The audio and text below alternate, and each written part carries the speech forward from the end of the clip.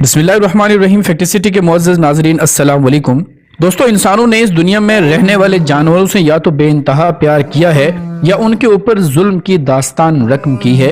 انسانوں نے نہ صرف ان پر ظلم کیے بلکہ جنگل میں آزاد پھرنے والے جانوروں کو اپنے فائدے کے لیے قید بھی کیا اور انہیں اس قدر اذیت سے گزارا کہ وہ اپنے مالکوں کے ایک اشارے پر ناچنے لگتے ہیں۔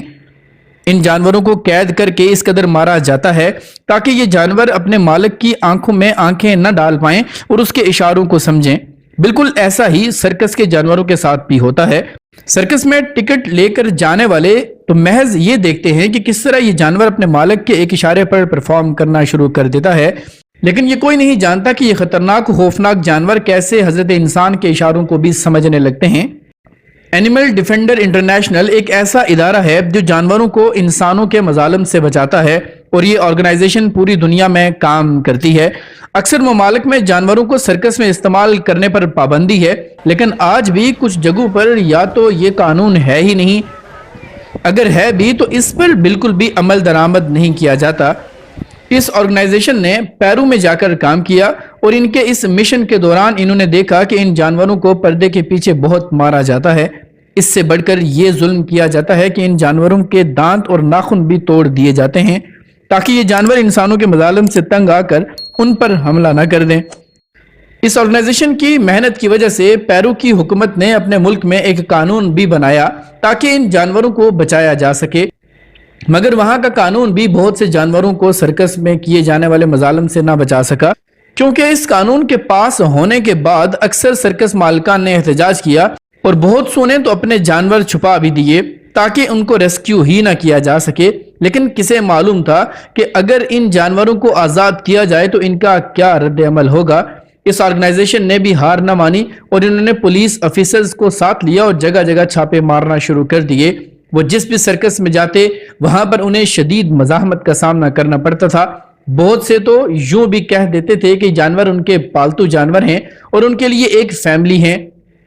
ایسا ہی کچھ ایک سرکس والوں نے بھی کیا، مگر جلد ہی ان کا سچ سب کے سامنے آ جاتا ہے۔ اس آرگنائزیشن نے جب ان سے کہا کہ یہ شیر آزاد کر دیا جائے، سرکس والوں نے یہاں تک کہا کہ یہ جانور ان کے لیے فیملی کی طرح ہے اور ہم اسے آزاد نہیں چھوڑ سکتے۔ یہ شیر انتہائی قسم پرسی کی حالت میں ایک جگہ قید تھا۔ مارنا پیٹنا تو ایک طرف، اس کو تو پیٹ بھر کے کھانا بھی نہیں دیا جاتا تھا۔ اگر یہ شیر ان کی فیملی کی طرح ہوتا تو وہ اسے اس قدر کمزور اور لاغر نہ ہونے دیتے، مگر یہاں تو سارا ماجرا ہی الٹا چل رہا تھا۔ یہ لوگ اس شیر کو اس لیے پیٹ بھر کر کھانا نہیں دیتے تھے تاکہ یہ شیر طاقتور ہو کر ان پر کہیں حملہ آور نہ ہو جائے۔ قانون کے مطابق آخرکار اس شیر کو ریسکیو کیا گیا۔ اس شیر کو بچانے کے بعد یہ ٹیم ایک اور شیر کو بچانے کے لیے آگے بڑھتی ہے۔ اس شیر کی جسمانی حالت کچھ اس قدر خراب تھی کہ اس سے ٹھیک سے کھڑا بھی نہیں ہوا جا رہا تھا۔ یہ سرکس والے 4 پیسے کمانے اور لوگوں کو محظوظ کرنے کے لیے ان جانوروں پر ظلم کرتے تھے۔ اس آرگنائزیشن کو جب اس شیر کے بارے میں بتایا گیا تو یہ لوگ فوراً اس کو ریسکیو کرنے کے لیے چل نکلے۔ جب یہ ٹیم اس سرکس کے مالکان تک پہنچی تو انہوں نے 8 گھنٹے تک اس شیر تک رسائی ہی نہ دی، مگر 8 گھنٹے کی مسلسل محنت اور کوشش کے بعد آخرکار اس شیر کو آزاد کرا لیا جاتا ہے۔ جب یہ ٹیم اس شیر کے پاس پہنچی تو انہیں اپنے ہی انسان ہونے پر شرم محسوس ہونے لگی۔ انہوں نے دیکھا کہ اس شیر کو ایک ٹرک میں زنجیروں سے جکڑ کر رکھا گیا ہے۔ اس جنگل کے بادشاہ کا زیادہ وقت اس بڑے ٹرک کی بیک پر ہی گزرتا تھا۔ اس ٹیم نے جب اس شیر کو دیکھا تو ان کی آنکھوں میں آنسو آ جاتے ہیں کہ ایک جنگل کا بادشاہ جو انسانوں کو تفریح کا سامان مہیا کرتا ہے، اس پر پس پردہ کس قدر ظلم ہو رہا تھا۔ اس شیر کو 20 سالوں سے اسی ٹرک پر رکھا گیا تھا اور اسی پر لاد کر ایک جگہ سے دوسری جگہ لے جایا جاتا تھا۔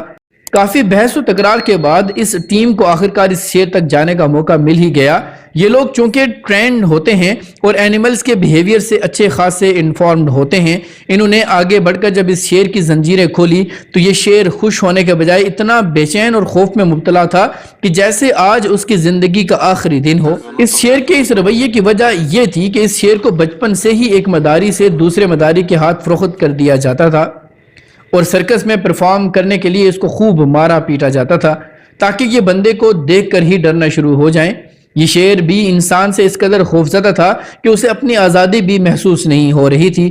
آخرکار اس شیر کو ریسکیو کر کے ری ہیبلیٹیشن سینٹر بھیج دیا جاتا ہے۔ وہاں پر نہ صرف جسمانی طور پر اس کا علاج کیا گیا بلکہ دماغی طور پر بھی اس کو کافی توجہ دی گئی تاکہ ایک بار پھر یہ جانور اپنی فطرت کے مطابق کام کرنے لگے۔ اس شیر کو بچپن میں ہی قید و بند میں رکھا گیا تھا، اس لیے وہ جنگل کی زندگی سے بالکل ہی انجان تھا۔ شیر کو ایک مخصوص احاطے میں رکھا جاتا ہے تاکہ وہ سپرویژن میں رہ کر جنگل کے ماحول کو محسوس کر سکے۔ اس شیر کو جب اس احاطے سے پہلی دفعہ چھوڑا گیا تو یہ بڑے محتاط انداز میں وہاں گھومنے لگا جیسے اسے ابھی بھی قید و بند کی صعوبتوں کا ڈر ہو۔ اس طرح 33 شیروں کو سرکس سے آزاد کروا کر کھلی فضاؤں میں چھوڑا جاتا ہے۔ ان جانوروں کو اپنی آزادی پر جو رد عمل تھا وہ دیکھ کر وہاں پر موجود ہر شخص کی آنکھ اشکبار ہوئی۔ دوستو، جانور قدرت کی بڑی خوبصورت مخلوق ہیں، یہ انسانوں کے لیے لازم و ملزوم ہیں، مگر انسان اکثر اوقات ان جانوروں کے ساتھ بہت ہی بے ایمانہ رویہ رکھتے ہیں۔ امید ہے کہ ہماری آج کی یہ ویڈیو آپ کو ضرور پسند آئی ہوگی۔ ویڈیو پسند آنے کی صورت میں لائک، شیئر اور کمنٹ کر کے اپنے آراء سے ہمیں ضرور آگاہ کیجیے گا۔ ملتے ہیں اگلی ویڈیو میں کسی نئے ٹاپک کے ساتھ، تب تک اپنا اور اپنے سے منسلک تمام لوگوں کا خوب خیال رکھیے گا۔ فی امان اللہ۔